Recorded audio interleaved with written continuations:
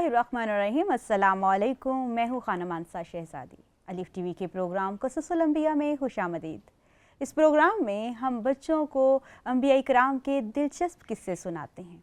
आज हम हज़रत ज़ुल्कफ़िल के बारे में पढ़ेंगे, ठीक है।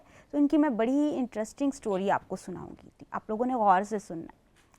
हज़रत अल-यसा अलैहिस्सलाम जब बूढ़े हो गए ना, तो अल्लाह ताला ने उनको हुक्म दिया कि आप कोई अपना नायब, अपना खलीफा छोड़ के जाएं, ताकि वो लोगों की इस्लाह कर सके और वो दीन जो आप लोगों को सिखा रहे थे उसके बारे में वो काम जारी सारी रहे, और वो लोग जो गुमराह हो रहे हैं वो भटकेंगे नहीं, शैतान को फॉलो नहीं करेंगे, बल्कि वो अल्लाह के दीन को समझते रहेंगे। तो हज़रत अल-यसा अलैहिस्सलाम ने एक दिन अपनी मजलिस बुलाई, सब लोगों को बुलाया और बुलाकर ऐलान किया कि मुझे अल्लाह ताला की तरफ से हुक्म मिला है कि आप लोगों में से किसी को मैं अपना खलीफा चुन लूँ, लेकिन अल्लाह ताला की तरफ से 3 शराइत हैं। जो शख्स भी उन शराइत पर पूरा उतरेगा मैं उसको अपना खलीफा चुन लूँगा।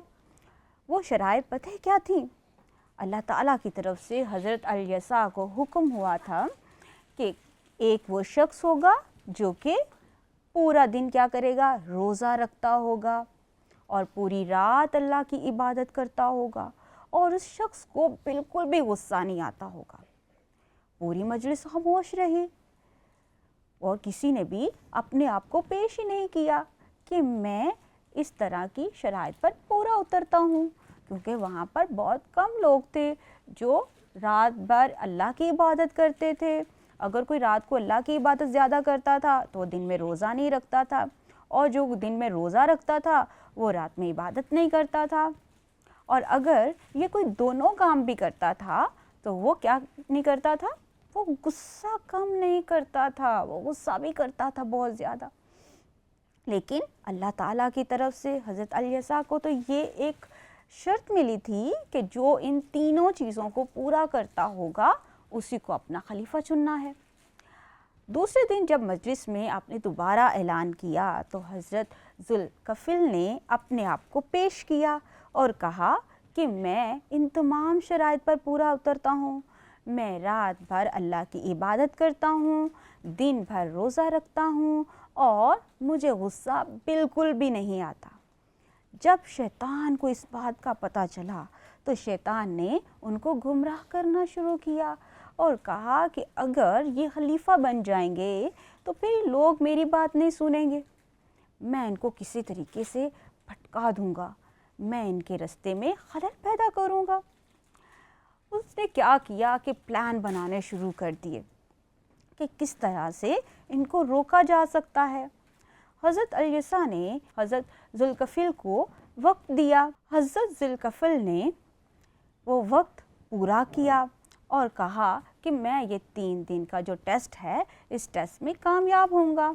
आप रात भर क्या करते, अल्लाह की इबादत करते, दिन भर रोज़ा रखते और गुस्सा बिल्कुल भी नहीं करते थे।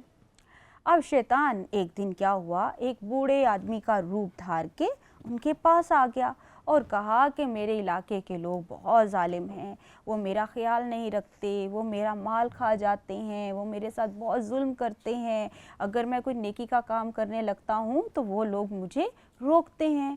तो मैंने सुना है कि आप बहुत नेक इंसान हैं, आप लोगों की मदद करते हैं, तो मेरी भी मदद करें। हज़रत ज़ुल्कफ़िल ने कहा कि आप मेरे पास कल आइएगा, मैं दोपहर में थोड़ी देर के लिए सोता हूँ, ठीक है। तो हज़रत ज़ुल्कफ़िल सोने के लिए चले गए। अब जी क्या हुआ कि वो अगले दिन भी आया। उसने कहा कि अगर ये दोपहर में सो लेंगे तो सारी रात इबादत करेंगे, फिर रोज़ा भी रखेंगे, मैं इनको किसी तरीके से इनकी तीनों शराइत पर पूरा नहीं उतरने दूँगा। अब क्या हुआ, उसने अगले दिन भी आया और कहा कि मेरे साथ चलें, मेरे इलाके में मेरे उन लोगों को रोकें कि वो मेरे साथ बुरा सलूक ना करें, मैं बहुत मज़लूम हूँ, मेरे साथ बहुत बुरा हो रहा है, मैं बहुत ज़्यादा परेशान हूँ, आप मेरी परेशानी को दूर करें। अब वो चाहता था कि किसी तरीके इनकी नमाज़ें भी छूट जाएं और ये अल्लाह की इबादत भी ना करें और ये रोज़ा भी ना रख सकें। اور میں ان کو بہت زیادہ پریشان کروں گا، تنگ کروں گا، یہ مجھ پر غصہ کریں گے تو پھر ان کی شرائط پوری نہیں ہوں گی۔ 3 دن مسلسل شیطان نے اسی طرح سے ان کو تنگ کرنا شروع کر دیا۔ اب ایک دن کیا ہوا کہ حضرت ذوالکفل نے کہا کہ میں تھوڑی دیر کے لیے آرام کرنے جا رہا ہوں، اپنے گھر والوں کو کہا کہ دروازہ مت کھولیے گا۔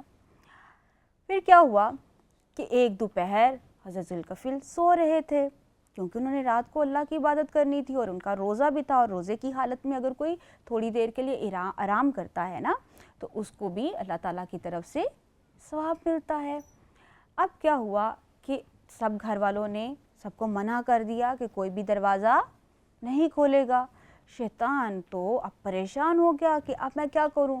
پھر شیطان کے پاس بھی طاقت تھی، وہ بند دروازوں میں ہی جادو کر کے کیا کیا اس نے، حضرت ذوالکفل کے کمرے تک پہنچ گیا اور ان کو پریشان کرنے لگا اور کہا کہ آپ نے تو مجھ سے وعدہ کیا تھا کہ آپ میری پریشانی کو سنیں گے اور میرے مسئلے کو حل کریں گے، آپ نے وہ مسئلہ حل نہیں کیا۔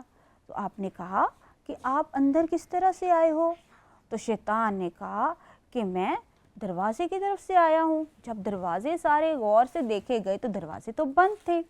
حضرت ذوالکفل سمجھ گئے کہ یقیناً یہ شیطان ہے اور مجھے بھٹکانے آیا ہے اور مجھے غصہ دلانے آیا ہے۔ انہوں نے کہا کہ میں تمہیں جان گیا ہوں اور پہچان گیا ہوں، تم شیطان ہو اور مجھے اب اللہ کی راہ سے بھٹکانے کے لیے آئے ہو۔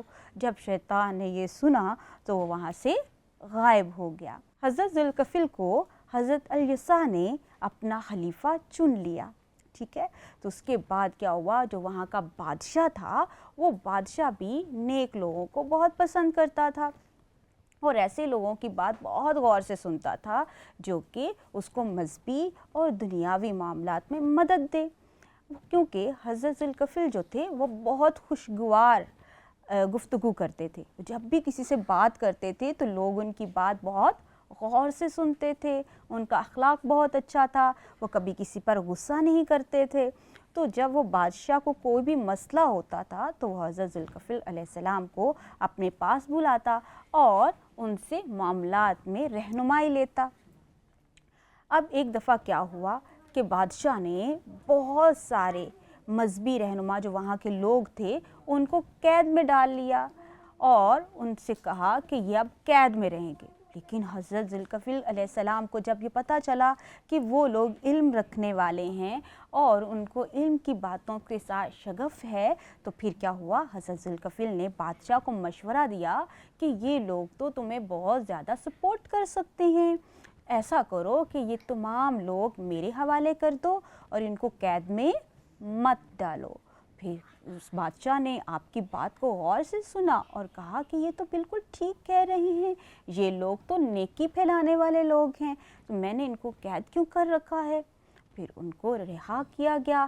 حضرت ذوالکفل اپنے علاقے میں ان تمام رہنماؤں کو لے کر گئے، ان کو راہ حق کے بارے میں اور تبلیغ کی، ان کو وہ تمام درس دیا جو کہ حضرت الیسع کی طرف سے ان کو ملا تھا، جو اللہ تعالیٰ کی رہنمائی ان کو ملی تھی، وہ بھی ان کو تمام لوگوں کو سکھائی، ان کی خدمت کی، ان کی مہمان نوازی کی، اور اس طرح سے جو دین کا سلسلہ تھا وہ آگے چلتا گیا اور بہت ہی کامیابی سے مکمل ہوتا گیا۔ دلچسپ قصہ تھا نا؟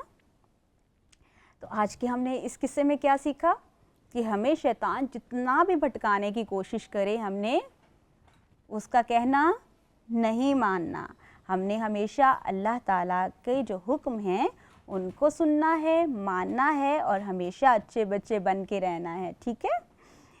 امید کرتی ہوں آپ کو آج کا قصہ بہت پسند آیا ہوگا۔ الف ٹی وی کے پروگرام قصص الانبیاء میں آج کے لیے صرف اتنا ہی۔ ملتے ہیں اگلے پروگرام میں، تب تک کے لیے خدا حافظ۔